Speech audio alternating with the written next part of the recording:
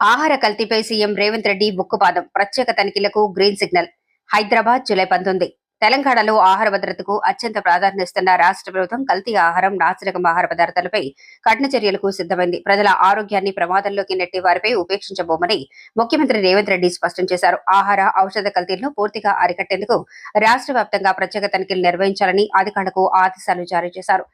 అపరిశుభ్రంగా హోటళ్లు నిర్వహించడం, రసాయనాల సహాయంతో పళ్లు పంపించడం, నాసిరకం లేదా కల్తీ ఆహార పదార్థాలను విక్రయించడం వంటి చర్యలకు పాల్పడే వారిపై క్రిమినల్ కేసులు నమోదు చేయాలని సీఎం అధికారులను ఆదేశించారు. ప్రజల ఆరోగ్యంతో చెలగాటం ఆడేవారిపై ఎలాంటి రాజీ ఉండదని స్పష్టం చేశారు.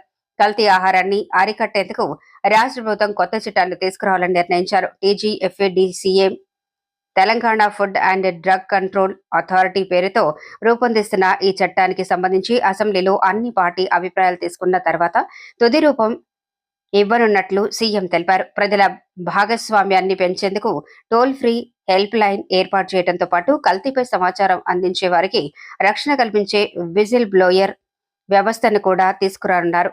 ప్రజల నుంచి వచ్చే ఫిర్యాదుల ఆధారంగా అధికారులు వెంటనే దాడులు నిర్వహించి చర్యలు చేపట్టే విధంగా వ్యవస్థను బలోపేతం చేయనున్నారు. రాష్ట్రంలో ఆహార భద్రతను మరింత పటిష్టం చేయడంతో పాటు ప్రజల ఆరోగ్యాన్ని కాపాడేందుకు ప్రభుత్వం తీసుకుంటున్న ఈ నిర్ణయాలను ప్రజారోగ్య నిపుణులు స్వాగతిస్తున్నారు. కల్తీ ఆహారంపై ప్రభుత్వం ప్రకటించిన ఈ కఠిన చర్యలు తెలంగాణలో ఆహార భద్రతకు కొత్త దిశగా నిలుస్తాయని అభిప్రాయాలు వ్యక్తమవుతున్నాయి.